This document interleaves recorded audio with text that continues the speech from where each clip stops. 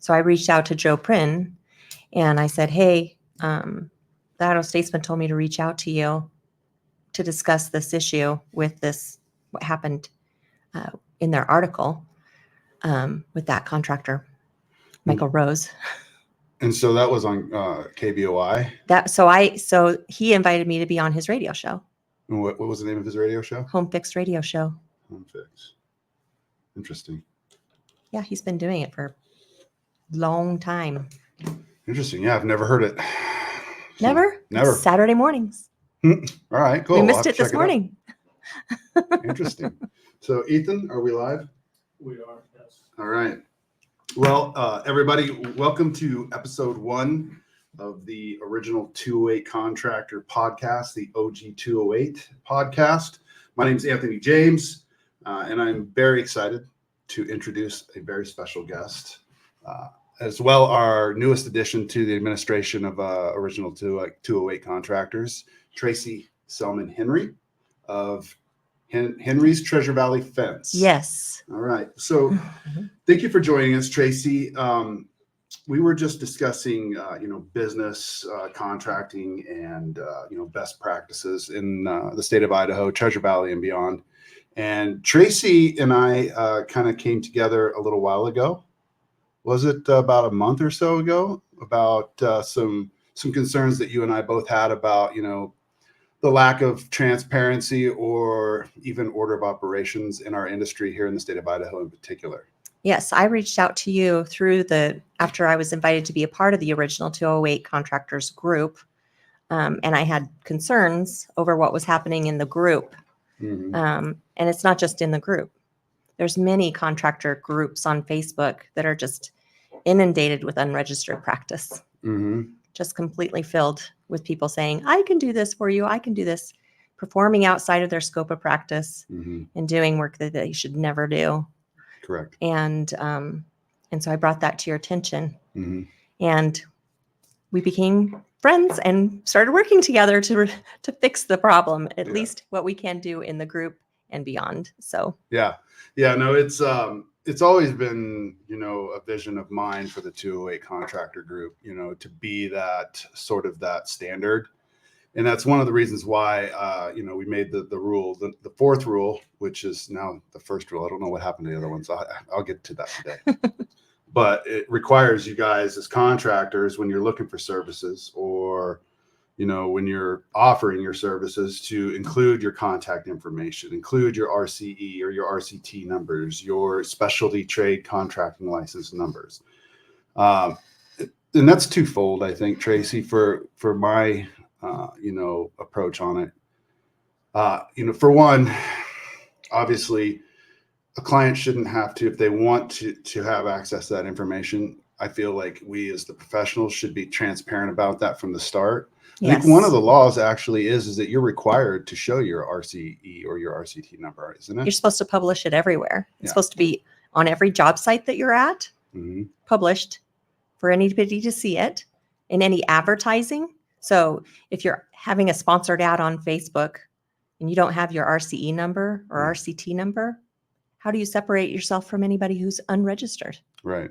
So not only does it give your company more visibility and a professional image to show that you have your RCE number in all of your ads or advertising, but it's actually state law Mm-hmm. that you have it published on everything. Exactly. Yeah. And it's for me too, the other side of that coin is also, it just, the original 208 Contractors group, we just changed the name.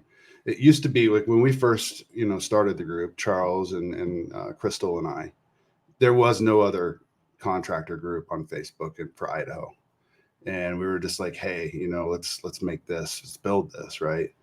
And as time has progressed, there's, obviously been a schism. People have been removed from our group and they're like, well, we'll go start our own. And it's like, cool, man, good for you. But it just never ceased to amaze me, as far as lifting up those other contractors and helping them stand apart. Call today for a free estimate. And there's a picture of their after work, no before work, or just something very vague. It's like, so why wouldn't you add your phone number? He said, call me today, but no phone number. No phone number. I want to send you on a wild scavenger Let me goose see chase. if I can find you. Yeah. Maybe my customer can find me somewhere. Yeah. Somewhere on the internet. So the other thing, Tracy, that you were kind of touching on there was, these laws being in place, and also it'll dovetail into the next topic of discussion, I think very well, is you and I have talked about this numerous times, where it's not just the contractor's fault, right? A lot of these contractors that you and I run across, they just don't even know. They don't know. So our state fails us right from the very beginning. So what happens is anybody can set up their business with the Secretary of State, but there's no trigger. There's no drop down menu. There's no question say, what is your business going to be doing in Idaho? Mm-hmm. What are you going to be doing? So if there's a drop down menu or something where say, this is going to be a contracting business, I'm going to be a contractor, then the Secretary of State should direct you to the Contractors Board to apply for the Contractors Board. Yeah. It should be as simple as that. There's 48 state boards. Most of those boards, obviously, they have some kind of license or what have you, so they know about that. But people come in here to Idaho or have been Idahoans all their life, and their dad was a contractor, or my grandpa built houses, so I want to, get in there. Mm-hmm. But they have no idea how to run a business or no idea where to go to get the information. Yeah. And the Secretary of State doesn't tell them. Yeah, that's something that I noticed too. And that was a huge issue for me. Just, as a general contractor working with other subcontractors. I remember when I first got audited by the SIF, and I was like, well, what? Like, well, they're independent contractors. But the SIF is like, oh, we don't care, and we verify it by the Idaho Industrial Commission Board. Right. And so, and I had, I've had subcontractors give me fraudulent certs. I've had contractors go give me a cert that they got that morning, and then they literally terminate it the next day. And if we pay them a check, we as a general contractor then have to pay for their workman's comp.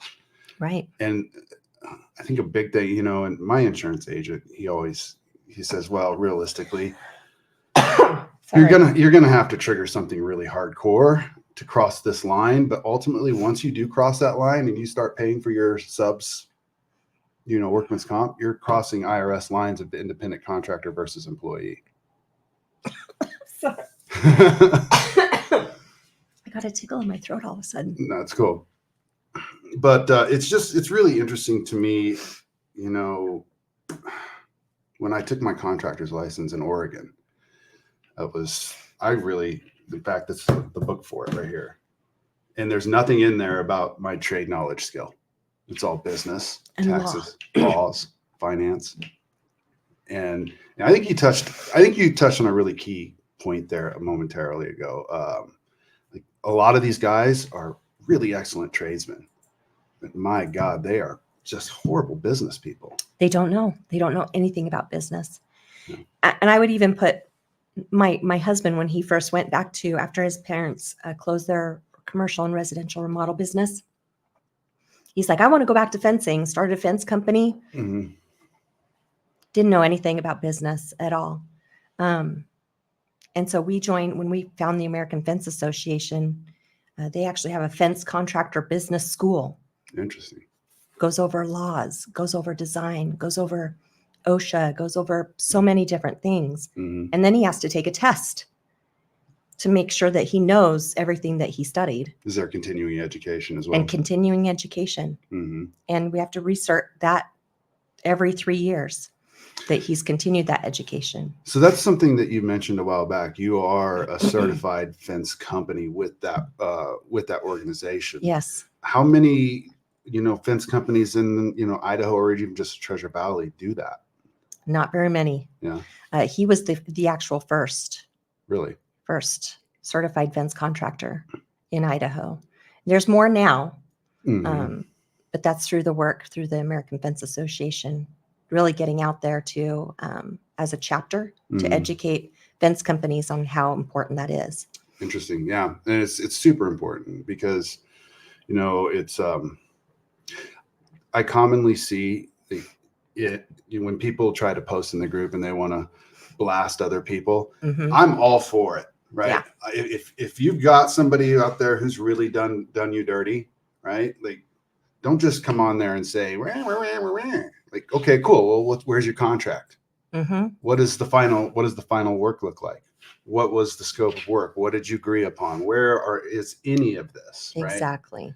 And what I find in 9 out of 10 cases of that, actually 100% of the cases, it's either contractors coming in and going, well, this client screwed me over, or a client coming in, this contractor screwed me over, right?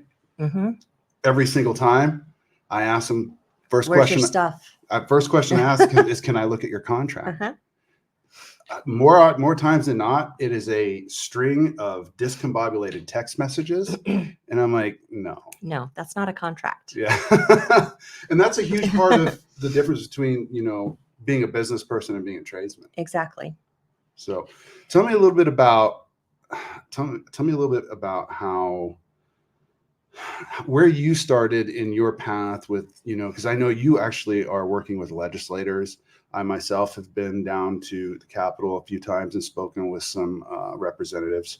When did the light come on for you in the regard of the environment around us in our industry, and how did that take place? So I actually joined my husband's business in 2018 and left my career as a respiratory therapist. Mm. And when I started taking calls just from customers who found us after having a negative contractor experience somewhere else, so their posts weren't set correctly, or they just left material on the ground.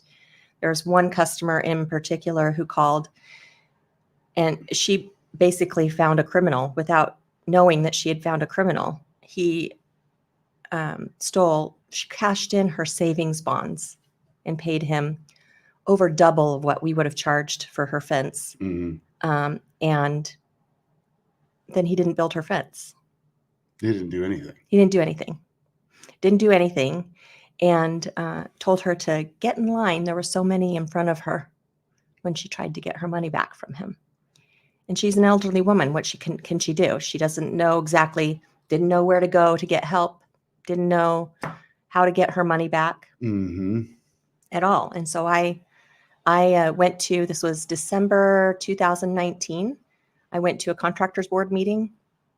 It was a virtual meeting over the phone. They were all calling in. And I sat there dumbfounded when I heard, we're not going to be doing any investigations unless we can get this up to $50 a year for every contractor. Wow. $50. Yeah, to go from $35 to $50. Yeah. We're not going to do any investigations. And I'm thinking, okay, so the difference between $15 for a contractor registration, when you have consumers in Idaho that are literally being defrauded of hundreds and thousands of dollars every year. Mm-hmm. But you don't want to investigate that. You think it's only hundreds of thousands? Oh, I'm sure it's more. Yeah. Yeah. It's got to be more than that. Yeah. When you have a couple that was just sentenced in Idaho Falls for defrauding people over $445,000. That's right. You were sending me that information the other day. Yes. Tell me a little bit more about that story. It was a couple, unregistered contractor, literally stealing money from this customer, never doing any of the work. Mm-hmm. And Idaho Falls, they finally they had enough. Yeah. And they're actually the only ones. I think there's 3 different cases now that they've prosecuted or are in the stages of prosecuting for unregistered practice and theft of services. Sure.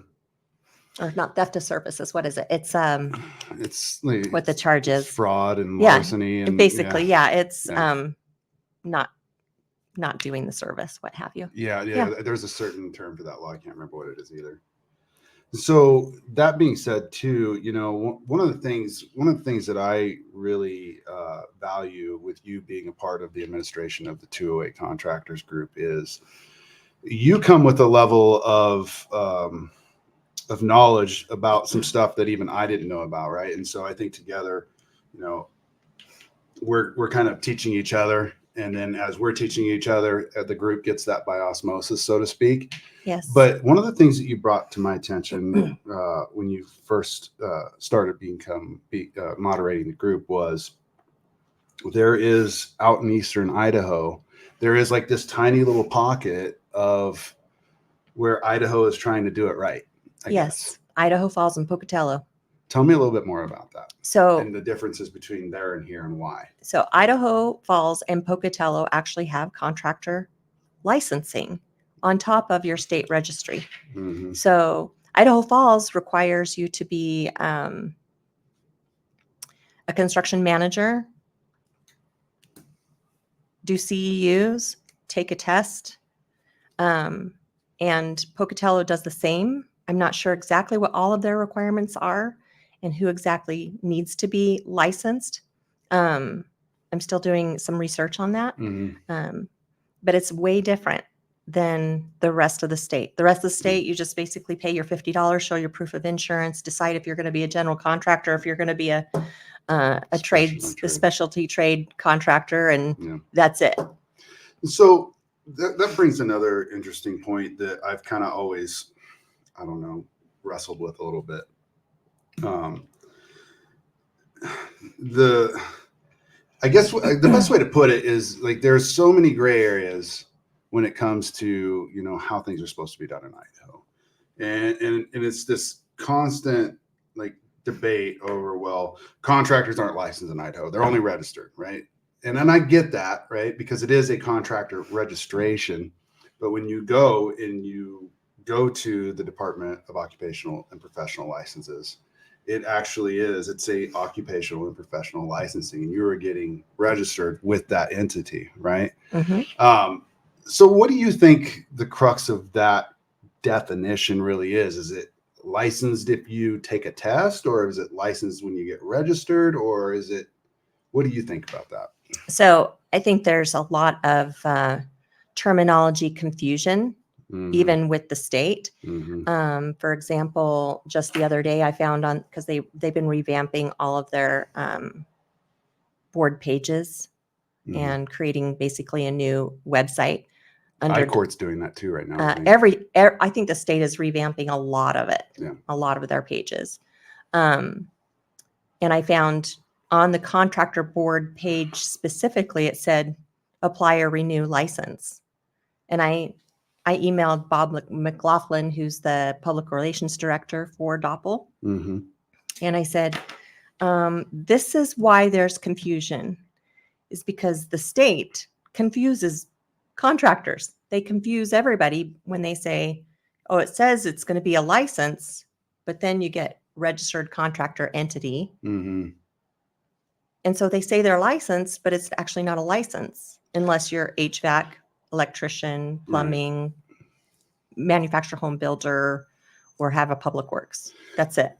I think it's interesting because, you know, as we were talking about the Secretary of the State, and I'm just going to start using the acronym now so that everybody knows that when I say SOS, I'm referring to the Secretary of State, not Save Our Ship, but that too, actually. But so it's interesting how, so ultimately what it looks like is you're going to the SOS to register your business as a institution in the state of Idaho that is doing business. Yes.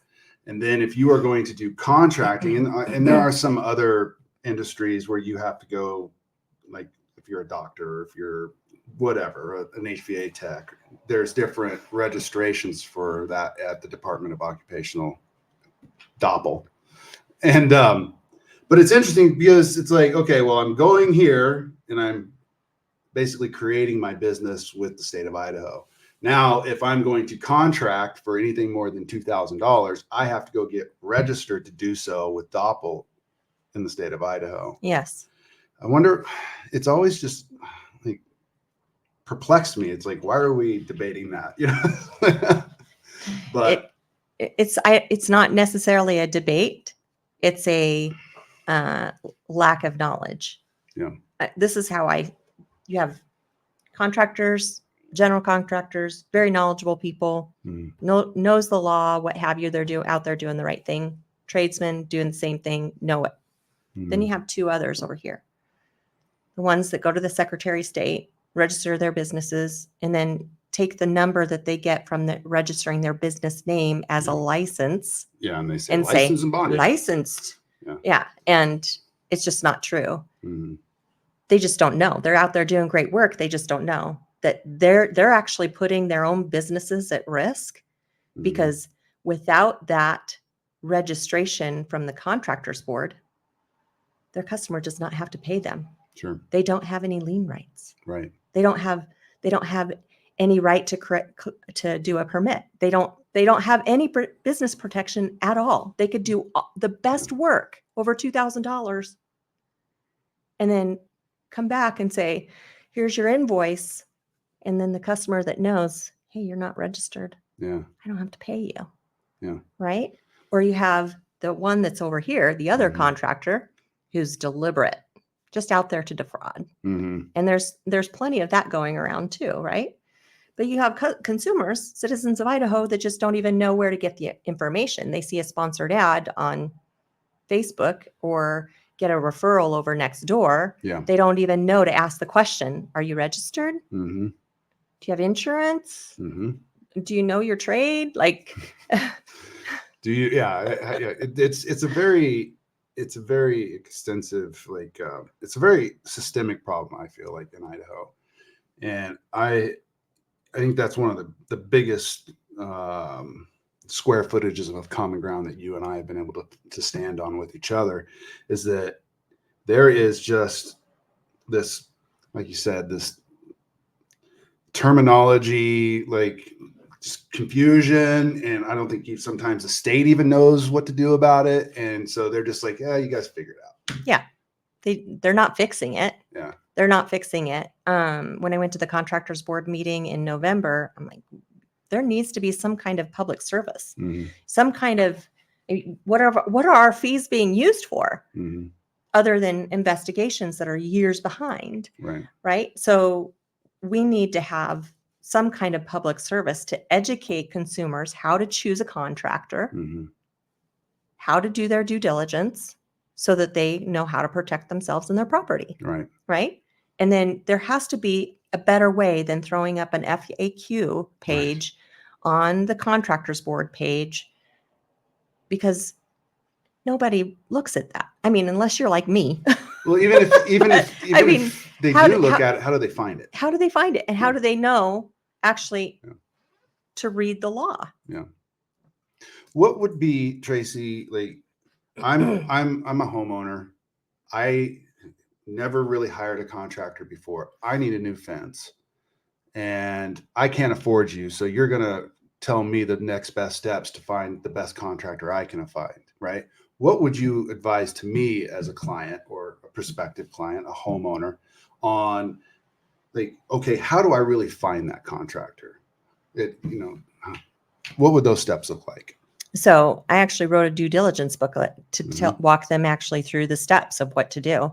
So first thing you do is you can go to the Contractors Board and search for fence, search by fence and location, search by registered contractors, and you can narrow it down literally to your city Sure. and find out who's doing that kind of work in your area. Mm-hmm. And if they have any disciplinary actions on the page or on the Contractors Board page, now that they've changed it, it's near the bottom, disciplinary. So you can actually click to see and search to see if they've had any disciplinary action Mm-hmm. against them before you choose them. And a lot of people don't know even about that at all. Yeah.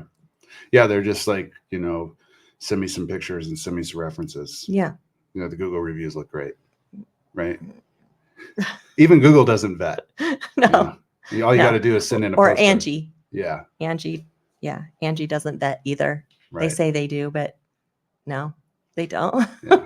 Yeah. I think it's always great to get work from word of mouth, like you did something good for somebody else. But for me, it's always been kind of like, it's dangerous ground to tread on, like just asking a contractor you've never met before, like, hey, can I get references? Yeah. And the reason why I say that is because, have you ever given a reference of somebody who would speak badly about you? I sure haven't. Why would you? Why It's would kind of biased, right? And so, so yeah, I think the other thing too is, because you can look these companies up. You can look them up by their name or their company name on the SOS. And then if your contract is over $2,000, I recommend looking at the DOPL website.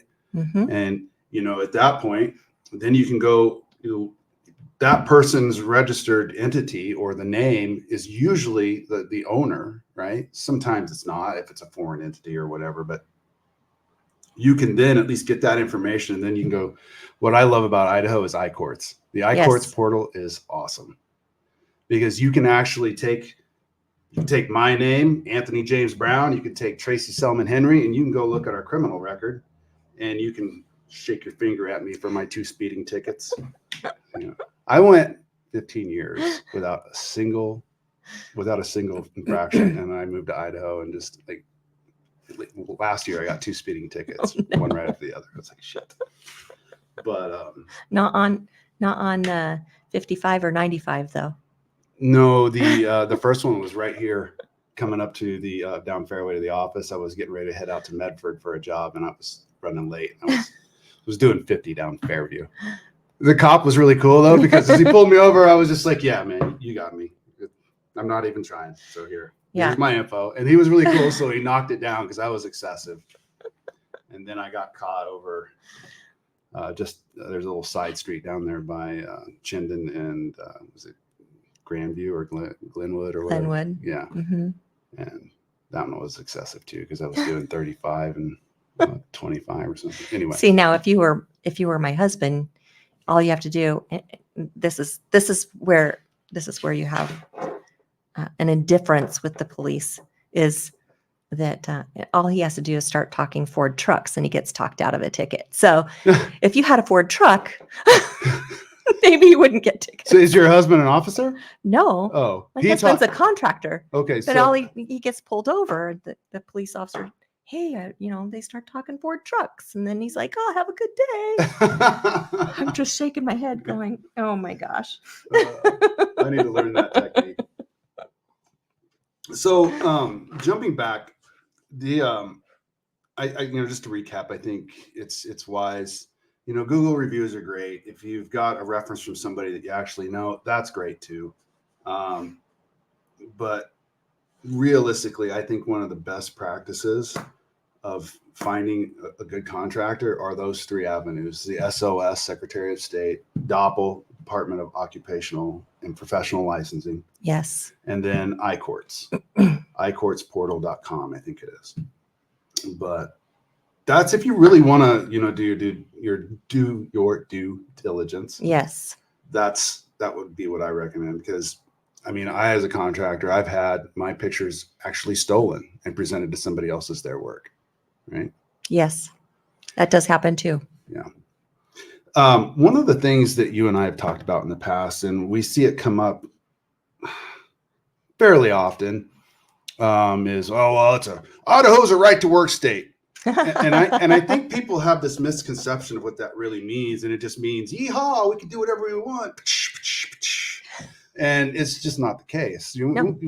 Can you expand upon that for us? Yeah, that's actually a union law. It just means that employers cannot require their employees to be part of a union. Mm-hmm. That's basically all it is. It's a union law. It has nothing to do with, you can come here and do whatever kind of work you want without any questions or even requirements or what have you. Yeah. It doesn't mean that. Yeah. But a lot of people, I hear that a lot. Yeah. That's like almost the first thing that they say to me when I'm like having a discussion with them, trying to help them. They're like, well, it's a right to work state. Yeah, it's a right to work state for non-union people. Yeah. Yeah. You can't be required. Right. As an employee. It's nothing to do with you being a contractor. No. Right. So yeah, I think for me, the frustration really born in, I kind of got sidetracked, but I was talking about getting audited by the SIF. Yes. Right. And for me, the catalyst for my sort of just like taking notice of what's going on in my industry around me was years ago when I got that first audit, I got hit hard. Like it almost put me out of business because I had hired all these unregistered contractors, no workman's comp, and I had to pay for all of their workman's comp. I am aghast that you did that. Well, I've been there too, right? I've been here. I've been doing business in Idaho now almost 10 years. So this was some years ago. Yes. And yeah, I did it. And when the SIF, audited me, I was just like, well, wait a minute. They're independent contractors. Like, we don't care. We don't care. Yep. And I was like, so that was like my first, oh, whoa moment. Mm-hmm. And so I started talking to my insurance agent. And then I learned that my insurance agent actually, and that's another key thing. So many people here have those next insurance policies. Some guy over in India named Habib is selling you a piece of paper, has no idea what's on it. Exactly. Right. Mm-hmm. So my insurance agent, by the way, if you're looking for a great insurance company who really knows what they're doing, they have experience in the industry, contact Jared or Dan down at Furman Insurance. Excellent folks. They probably the best investment my company has ever made, aside from a lawyer. Insurance is very important to have, and having the right insurance to protect your business Mm-hmm. and your customers And your customer. Is important. Yeah. Is important. And if you're subcontracting work, you have to have also verified your subcontractor's Mm-hmm. registration and their insurances too, so you don't find yourself in that position. That's right. That's right. The other part of that law, right? We're talking about making sure your subs, but it also mentions suppliers. Did you know that? Vendors. Yep. So if suppliers are not verifying that who they're wholesaling their material to as contractors Mm-hmm. are registered, they also lose their lien rights. Yeah. And I was having a conversation with one of our vendors the other day. They're like, oh, no, that's not true. No. I'm like, it's right here in the law. Yeah. So my recommendation is that you start a book that says, okay, I'm selling to this company, this company, this company, and this is their RCE or RCT number. Mm-hmm. And I've verified it on Doppel. Right. Because if you don't have that and you go to place a lien on a house that you didn't get paid for the material for, Yep. and then that is not, that person is not registered that you sold the material to, then you lose your lien rights. Yeah. And that's huge. That's huge. Yeah. And a lot of suppliers, they don't know that they're also not reading the law. Yeah.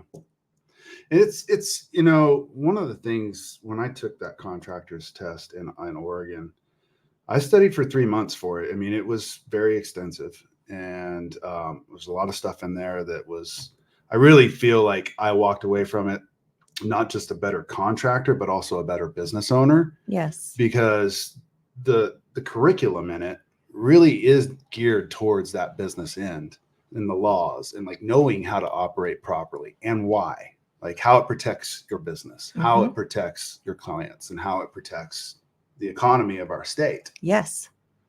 And it's I'm a firm believer, and you and I have talked about this before. Like, I'm not afraid to say it. I want contractors to at least have to be taking a test on that curriculum for the state of Idaho. Yes. Because one of the shocking things that I learned by taking that test was that for many aspects of our industry, Idaho is actually more strict than even Oregon.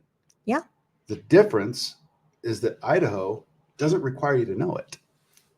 Exactly. They don't require you to know it, but we also, there's states that don't even require contractors to have insurance. Yeah. I mean, our state requires contractors to have insurance. Mm-hmm. So we do have regulations, and I agree. There needs to be some kind of test. And pushback, reoccurring education. Yes. And the pushback that we've had when we brought, is that it'll never happen in Idaho. Yeah. Because number one, contractors only pay $50. How is the state going to be able to oversee that or test and pay to have that done. This Right. book was $100. Mm-hmm. The practice exam was another $150. Mm-hmm. The actual exam was $250, and then to receive the fruits of my labor, it was like another $250. That's right. You know what I'm saying? That's right. It sent me through this. What does $50 mean to your business? Well, what does $1,000 mean? But I mean, what does my question is that's quite an investment, right? Yeah. Which means something to you. Yeah. It puts you in a position to really know your business and run it as a business, right? Yeah. Whereas $50 doesn't really, if you really are a legitimate contractor, Right. you should be ashamed that you're paying $50, in my opinion. Right. Right? Yeah. Because we're doing something that has value in our community. We're doing something that has value to our businesses.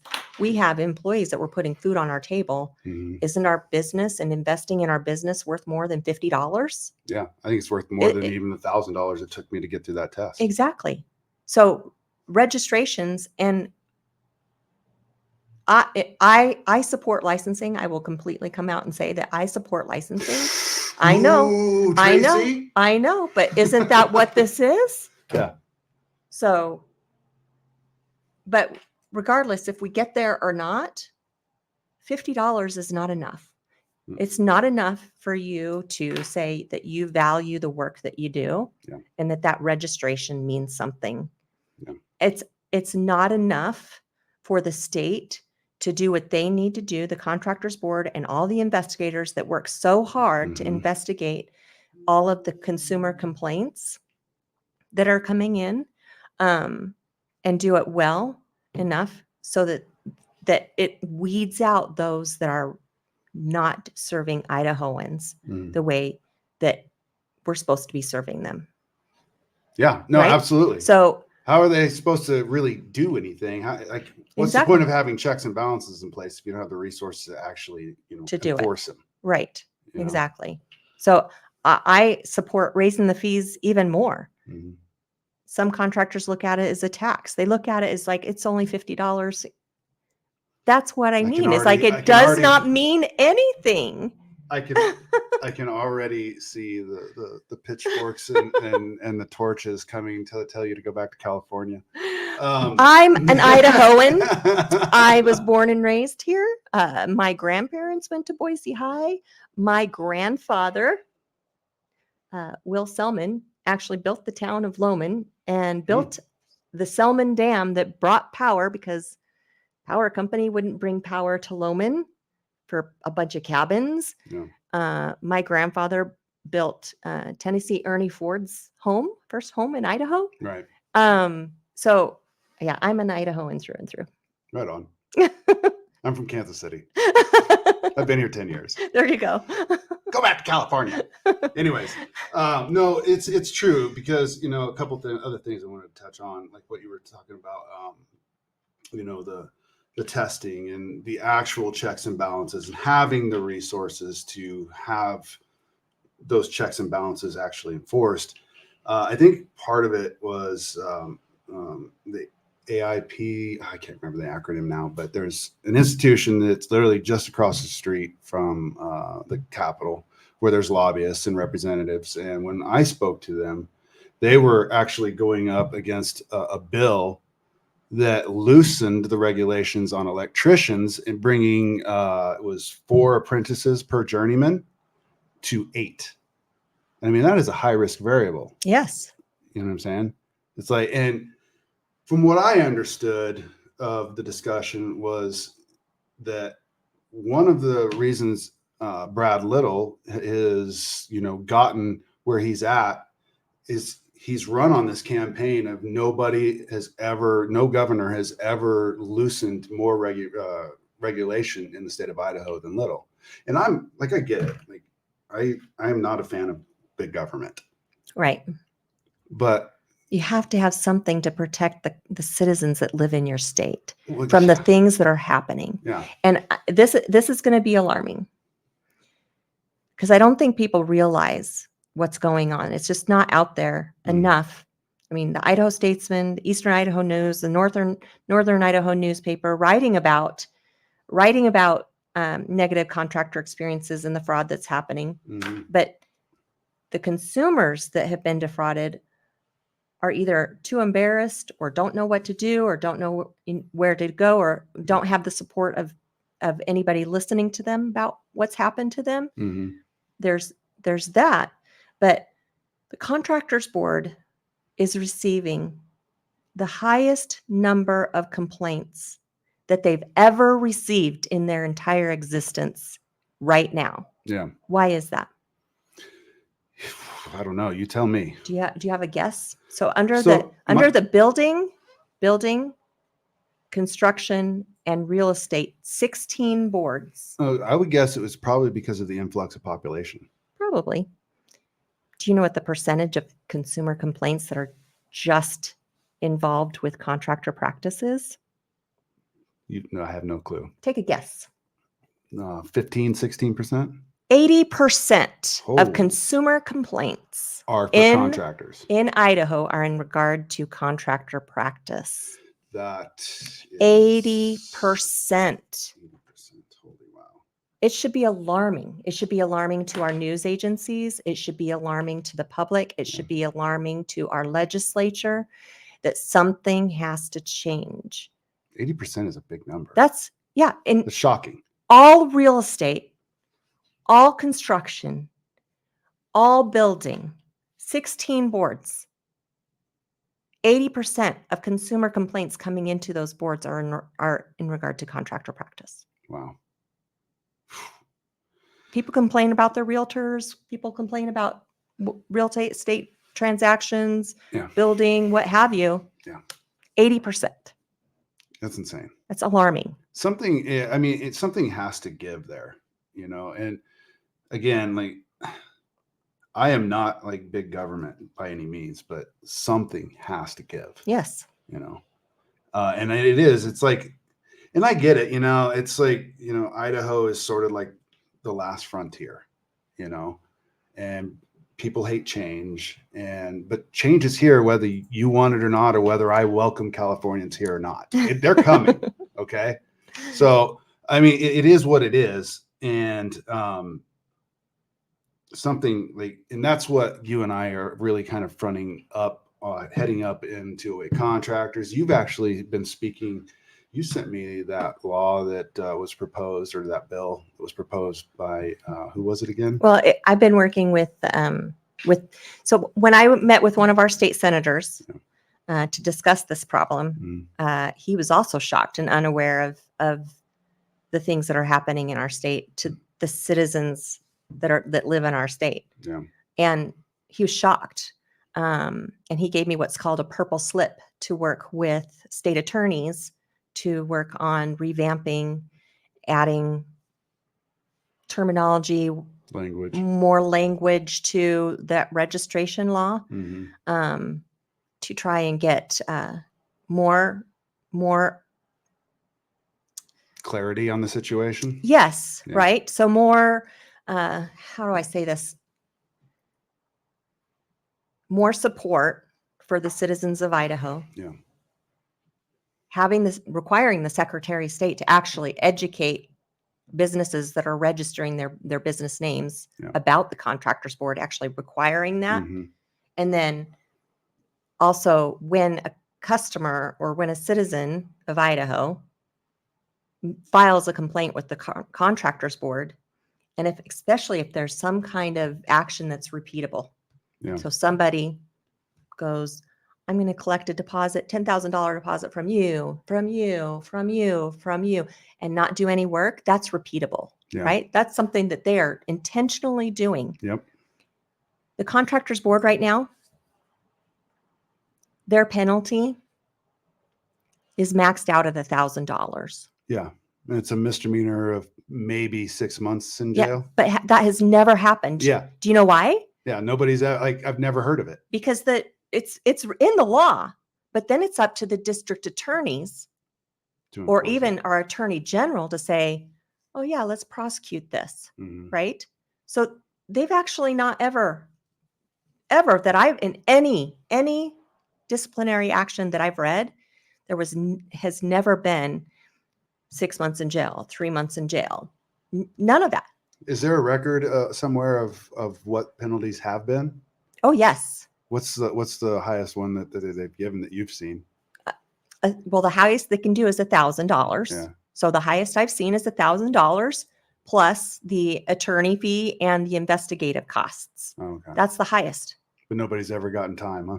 Nobody's in any of them that I've read a lot. Mhm. I've read a lot. I've never seen them do time. Yeah. Never. And how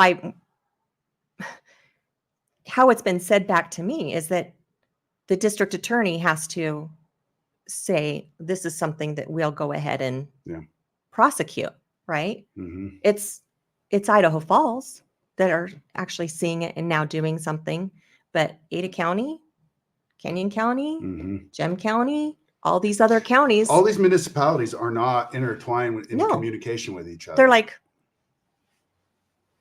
Yeah. I don't know if we can really prosecute that. Well, he even stole a bunch of money. Yeah, even judges don't even understand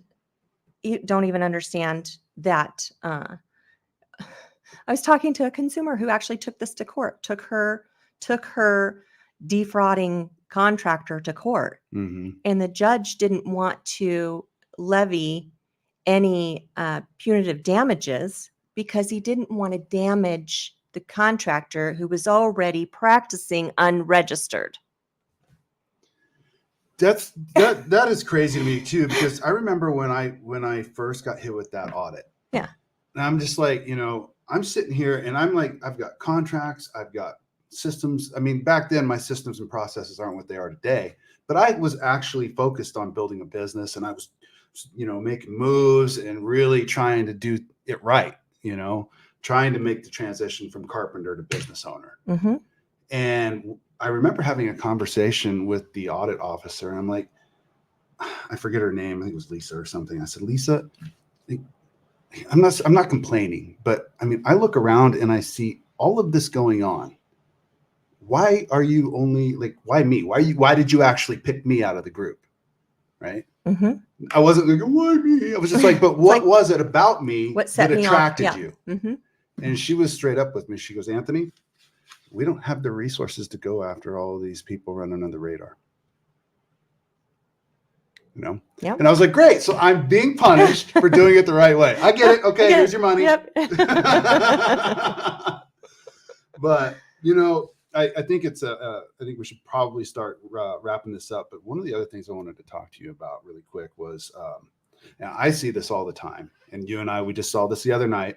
Licensed and bonded and insured. Bonded. Yeah. Mm-hmm. So you and I both know what bonding means. Yep. So why don't you explain, a little bit about your understanding of what bonding means in the state of Idaho and how that works? Okay. So it's actually written into the law. Mm-hmm.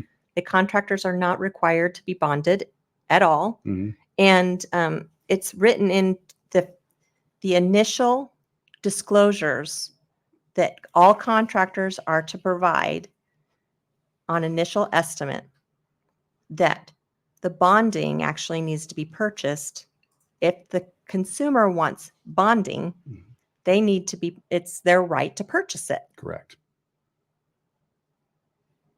And so it's interesting just to go a little deeper in that, what I found out about that too, because I knew that you didn't have to have bonding, as a standard contractor. Right. You do have to have a bond if you're a public works, and then you actually get a bond, an individual bond for every bid that you give out.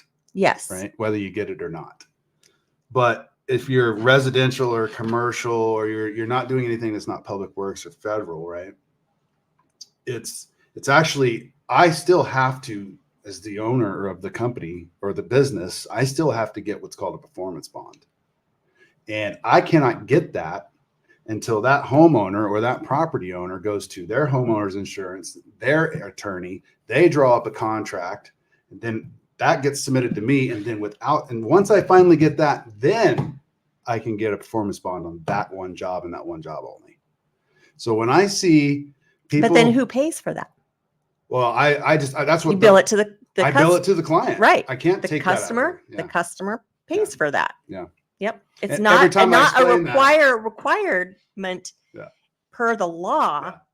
that says Idaho contractors Yeah. are not required to be bonded. Correct.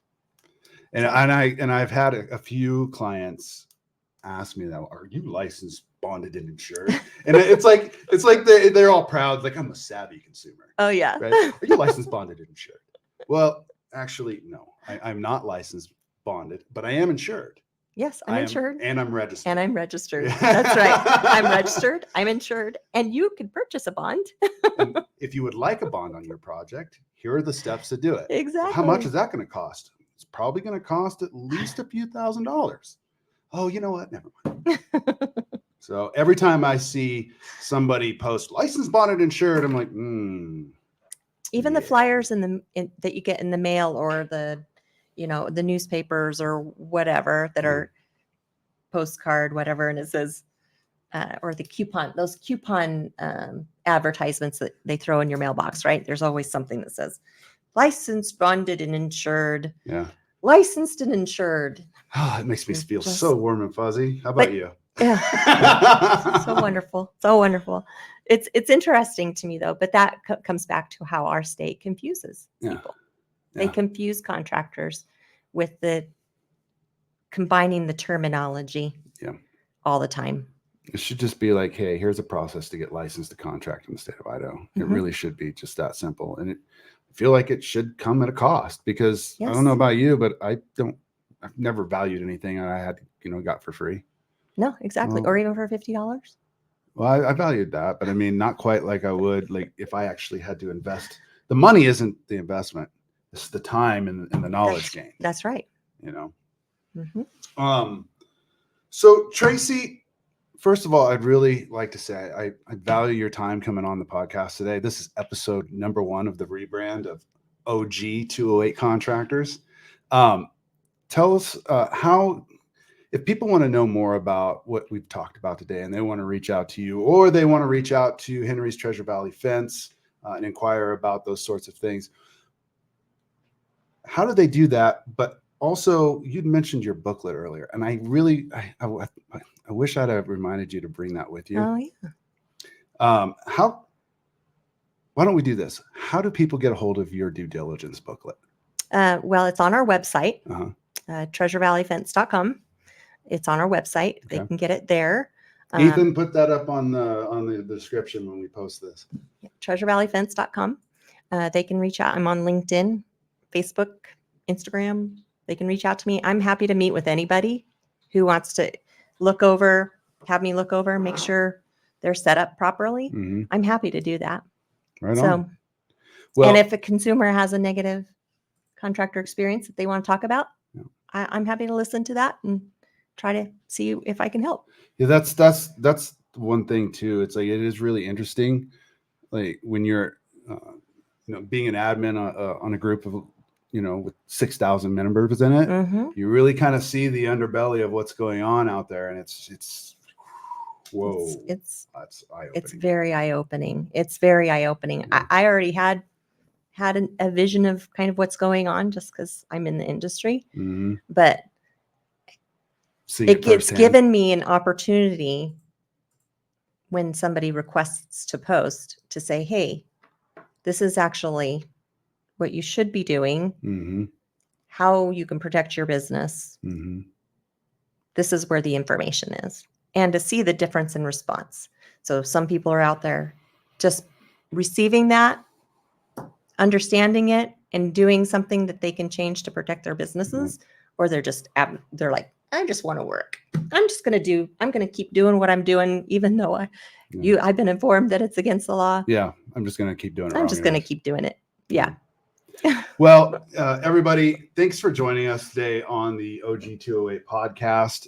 If you are interested in being a guest on the podcast, please reach out to myself, Anthony James. Once you scroll the phone number on the screen there, and my direct number is 208-813-5397. You can reach me at Anthony@sunshinedesignbuild.com.